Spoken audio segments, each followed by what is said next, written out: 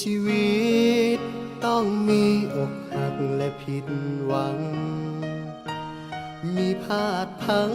และเสียใจเป็นธรรมดา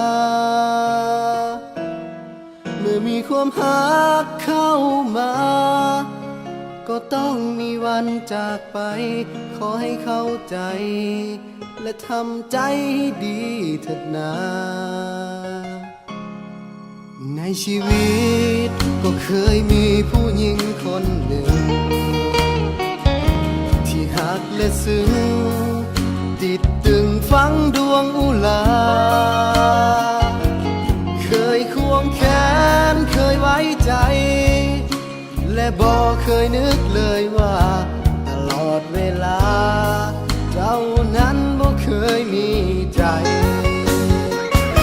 แต่มาวันนี้คนดีเจ้านั้นจากไปด้วยเหตุใด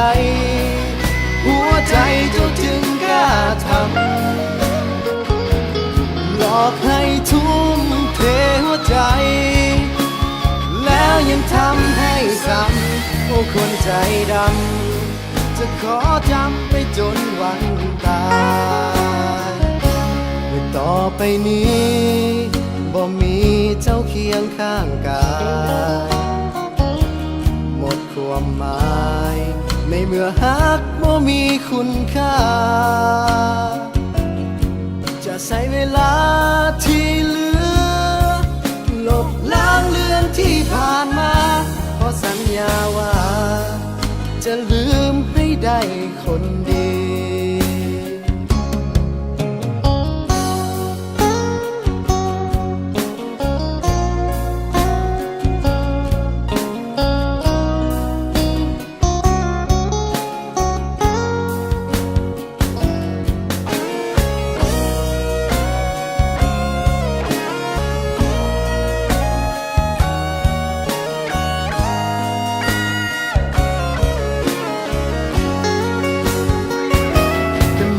วันนี้คนดีเจ้านั้นจากไปด้วยเหตุใดหัวใจเจ้าจึงกล้าทำหลอกให้ทุ่มเทหัวใจแล้วยังทำให้ซ้ำโอ้คนใจดำจะขอจำไปจนวันตายต่อไปนี้บ่มีเจ้าเคียงข้างกายหมดความหมายในเมื่อฮักบ่มีคุณค่าจะใช้เวลาที่